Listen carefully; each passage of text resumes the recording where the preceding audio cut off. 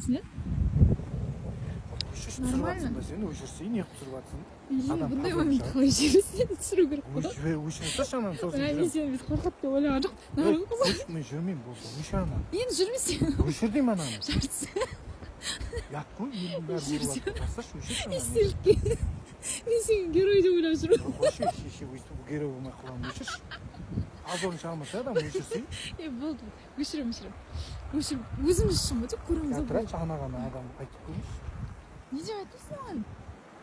Тек сен алып шықсын деп бұд жүрші. Тұрашы жігіт қой, не алатшы? Қоймаш, жүрші онда.